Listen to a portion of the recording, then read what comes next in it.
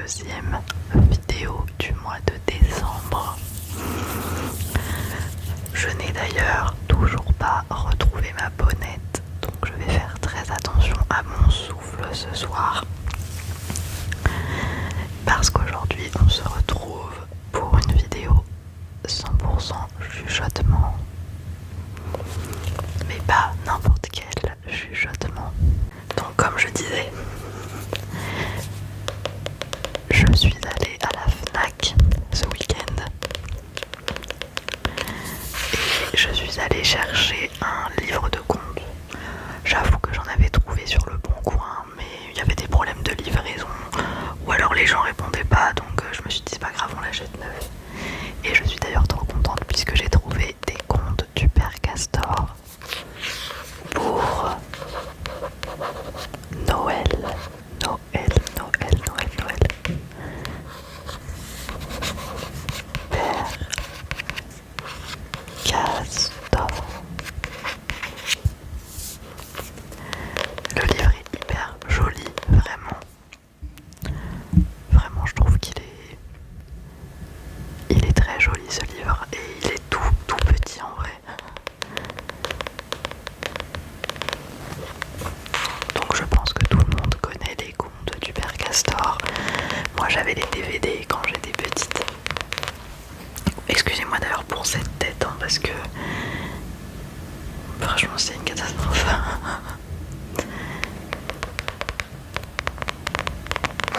Je pense qu'on va lire un ou deux contes parce qu'ils sont quand même assez longs. Et ce qui est vachement bien dans ce livre, c'est que à la fin, vous avez un index, comme c'est un livre plutôt pour les enfants. Mais moi j'adore les contes, même à 23 ans j'adore les contes.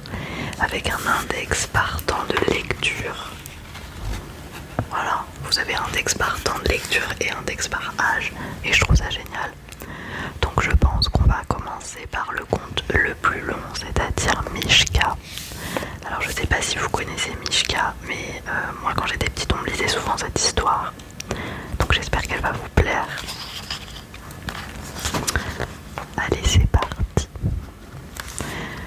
Donc Mishka, c'est un conte de Marie Coleman et les illustrations de Féodor. Alors à chaque fois dans le livre, vous avez des illustrations qui sont super sympas, je trouve. Mishka s'en allait dans la neige en tapant des talons. Il était parti de chez lui ce matin-là, comme le jour commençait de blanchir la fenêtre de chez lui, c'est-à-dire de la maison d'Elisabeth, sa jeune maîtresse qui était une petite fille impérieuse et maussade. Lui, c'était un petit ours en peluche, avec le dessous des pattes en velours rose, 2 boutons de bottines à la place des yeux, 3 points de laine à la place du nez. En se réveillant, il s'était senti tout triste et dégoûté. Elisabeth n'était pas gentille. Il lui fallait 25 joujoux à la fois pour l'amuser. Et quand on avait cessé de lui plaire, il n'était pas rare qu'elle vous secouait et vous jetait d'un bond à l'autre de la pièce. Tant pis s'il lui restait une de vos pattes dans la main.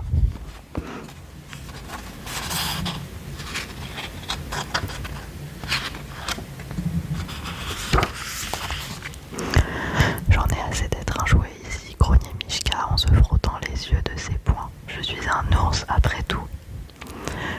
Je veux aller me promener tout seul et faire un peu ce qui me plaît, sans obéir aux caprices d'une méchante petite fille. Et bien que la chambre fût tiède, et tant qu'Elisabeth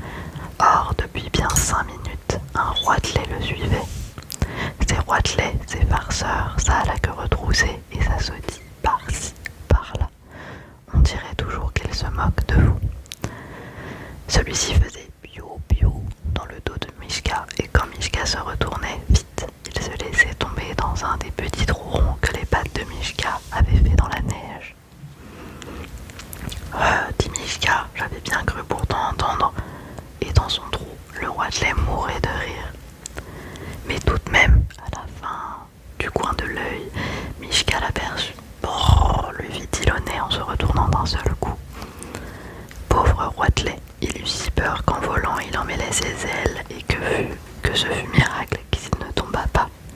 Il se blottit sous un buisson et se tint désormais tranquille.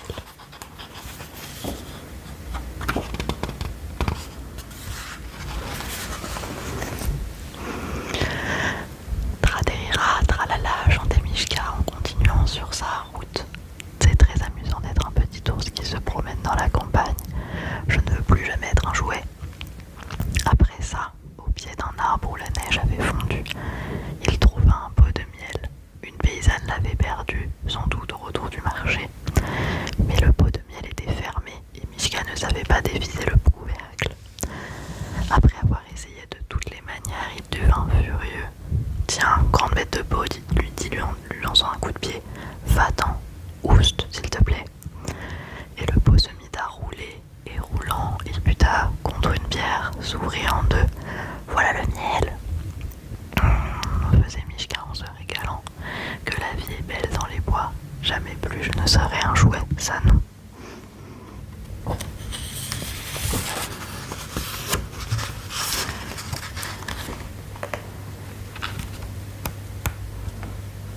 Naturellement, quand il eut bien déjeuné, qu'il se fut bien frotté son petit ventre rond, il eut envie d'aller faire la sieste en haut de l'arbre.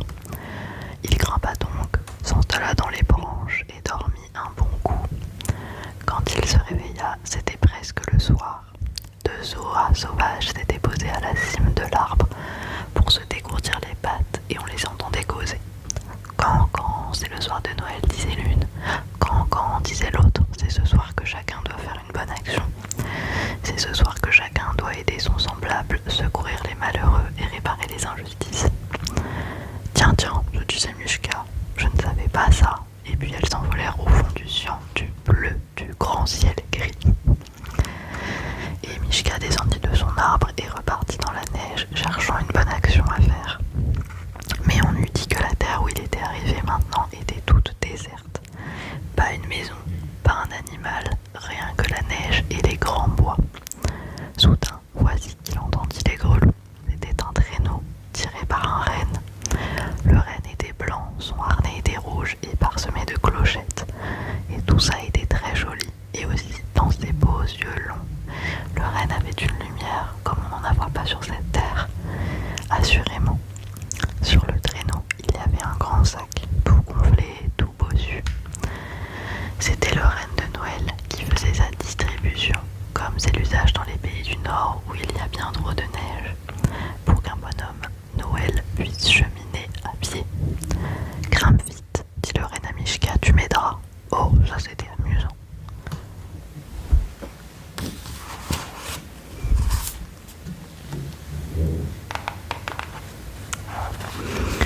Le traîneau volait sur la neige. La nuit était venue, mais il y avait tant d'étoiles au ciel qu'on y voyait comme en plein jour. À chaque village, à chaque maison, le renne s'arrêtait et Mishka, entrant à pas de loup, mettait dans la cheminée un chemin de fer, un pantin, une trompette, tout ce qui lui tombait sous la main en fouillant dans le grand sac. Mishka s'amusait comme un fou. S'il était resté sage, petit joujou, dans la maison d'Elisabeth, aurait-il jamais connu une nuit pareille? De temps en temps, cependant, il pensait « Et ma bonne action dans tout ça ?» Alors, on arriva à la dernière maison. C'était une cabane misérable, à la lisière d'un bois. Mishka fourra la main dans le grand sac, tourna, fouilla. Il n'y avait plus rien. Reine, oh reine, il n'y a plus rien dans ton sac. Oh, j'ai mis le renne. Dans cette cabane, il y avait un petit garçon malade. Demain matin, en s'éveillant, verrait-il ses bottes vides devant la cheminée? Le renne regardait Mishka de ses beaux yeux profonds. Alors Mishka fit un soupir, embrasa d'un coup d'œil la campagne où il faisait si bon de se promener tout seul, et haussant les épaules, levant bien ses pattes hautes, une, deux, pour faire sa bonne action de Noël, entra dans la cabane, s'assit dans une des bottes et attendit le matin.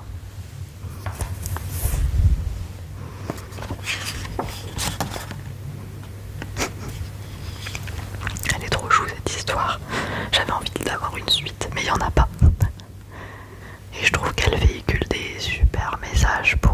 les enfants. Et c'est un livre adapté à tout âge, hein. Je crois que vous pouvez lire à un enfant plus ou moins jeune. Mais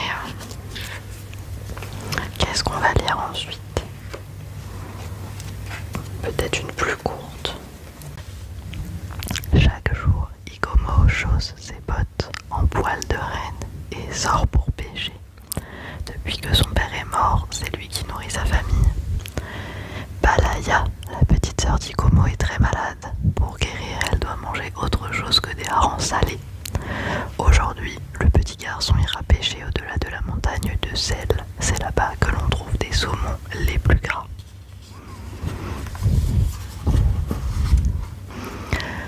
Ikomo sait qu'il est interdit d'aller derrière la montagne parce que c'est le territoire de la sœur, grande ours blanche.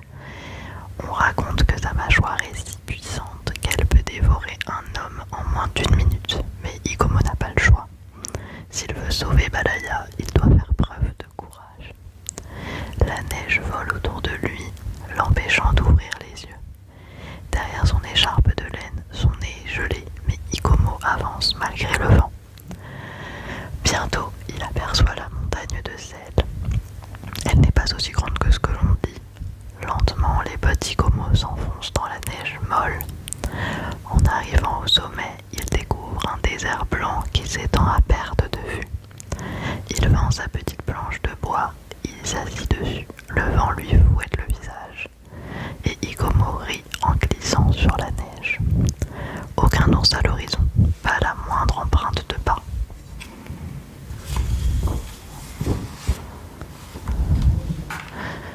Ikomo s'approche de la rivière gelée, creuse un trou avec sa pioche et plonge sa ligne.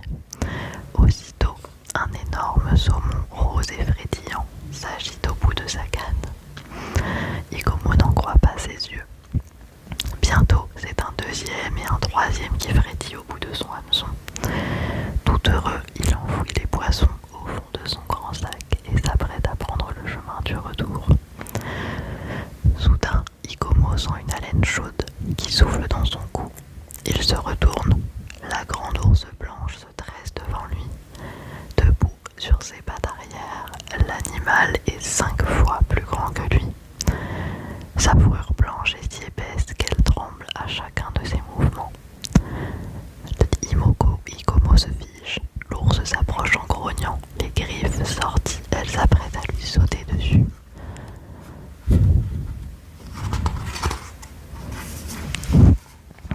Sans réfléchir, l'enfant lance un saumon. L'ours bondit et l'attrape dans sa gueule, pendant qu'Ikomo s'enfuit dans la neige. Il trouve refuge dans une grotte creusée au milieu de la glace. Il se glisse à l'intérieur et retient sa respiration. Je vais attendre la nuit pour sortir, pense-t-il, en serrant contre lui ses 2 précieux saumons. C'est alors qu'il entend un cri derrière lui. Il se retourne et aperçoit dans la pénombre un ourson blanc. Sa patte semble coincée dans un trou et il gémit doucement. Du sang coule sur son poil. Ikomo prend un couteau dans sa poche et tente de le dégager.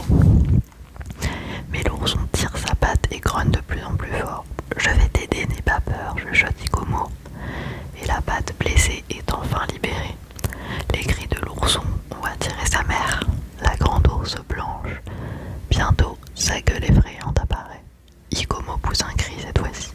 Il est prisonnier de son refuge de glace.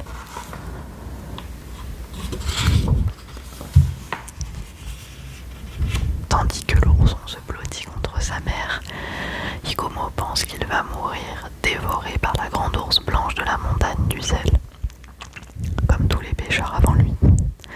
Adieu maman, adieu Balaya, murmure Ikomo. La grande ours blanche avance son énorme patte et le saisit. Ikomo ferme les yeux. L'animal ouvre sa gueule et le referme aussitôt. Ikomo a le temps d'apercevoir ses dents pointues et tranchantes. Puis il pose l'enfant délicatement sur son dos et se dirige d'un pas lourd vers la montagne. La nuit est tombée quand Ikomo perçoit son igloo. La grande ours blanche dépose Ikomo à l'entrée du village, puis elle disparaît dans la neige.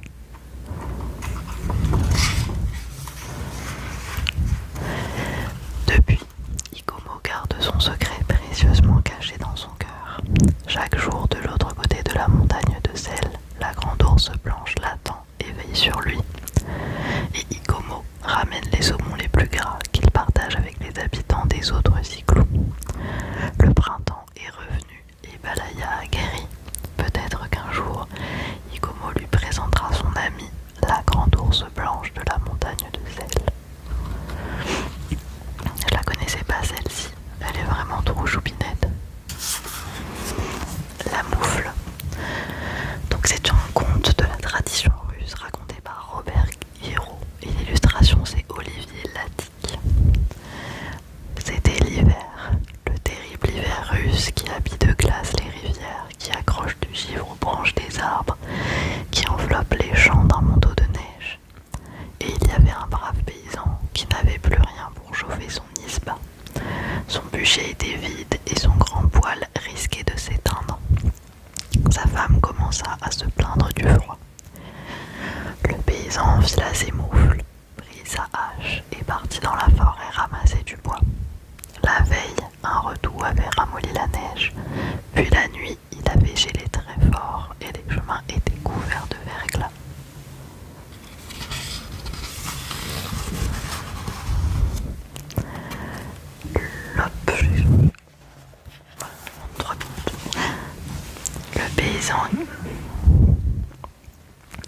Le paysan glissa une fois, se rattrapa, glissa une autre fois et fit de très grands moulinets du bras pour se retenir. Sa moufle droite accrocha une branche, glissa de sa main et tomba par terre. Le paysan, trop heureux d'avoir gardé l'équilibre, reprit sa marche sans s'inquiéter de rien. La moufle resta donc posée à plat au bord du chemin. Une petite souris passait par là toute transie. Elle découvrit la moufle, l'examina, vit qu'elle était épaisse et douce à l'intérieur. Elle se dit que cela lui ferait une maison bien agréable pour l'hiver. Puis vint une grenouille grelottante. Elle jeta un œil à la moufle et s'aperçut qu'il y avait quelqu'un dedans. Et qui est là dans la moufle? Une petite souris qui a froid. Et toi, qui es-tu? Une petite grenouille toute gelée. Laisse-moi me mettre à l'abri. Là où il y a de la place pour une, il y en a pour deux. Viens me rejoindre. Non mais regardez comment elles sont mignonnes. La souris dans la moufle et le... Là-dessus passa un lapin qui tremblait de tous ses membres. Le lapin aperçut la moufle, vit qu'elle était habitée et demanda à son tour: oh, et ben qui est là dans la moufle? Une petite souris et une petite grenouille qui avaient froid. Et toi, qui es-tu? Un pauvre lapin tout gelé. Laissez-moi me mettre à l'abri. Là où il y en a pour deux, il y en a pour trois. Viens nous rejoindre. Ils étaient un peu à l'étroit, mais tous les trois serrés dans la moufle. Ils se tenaient bien chaud. C'est alors que survint un renard mort de froid. Lui aussi vit la moufle toute gonflée. J'aimerais bien savoir s'il y a quelqu'un dans cette moufle, fit-il dans sa voix doucereuse. Juste une petite souris, une petite grenouille et un pauvre lapin qui avait froid. Et toi, qui es-tu? Un pauvre renard tout gelé. Laissez-moi entrer.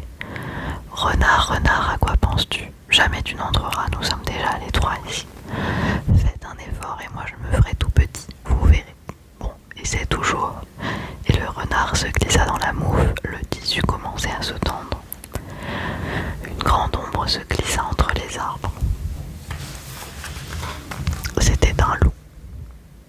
Là, le froid devenait de plus en plus vif et la bête était toute frigorifiée. Dès que le loup vit la moufle, il se réjouit, mais la moufle lui paraissait vraiment trop grosse. Il interrogea: est-ce qu'il y aurait quelqu'un dans cette moufle? Une petite souris, une petite grenouille, un pauvre lapin et un pauvre renard qui mourraient de froid. Et toi, qui es-tu? Loup, il n'en est pas question. Tu vas tout faire craquer et nous perdons notre abri. Je me ferai tout petit, vous ne remarquerez même pas. Essaie, on verra bien. Le tissu de la moufle se tendit à se rompre, mais il tint bon.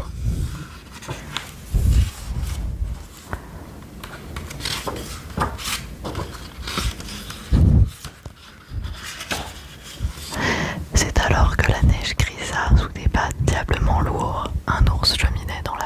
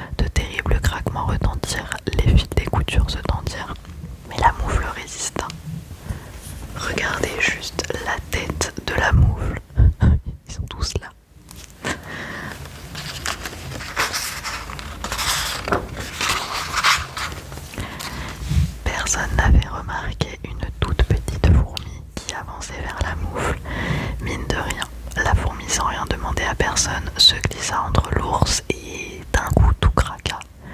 Les fils, les coutures, le tissu. La moufle éclata en plusieurs morceaux, projetant tous les animaux dans la neige glaciale.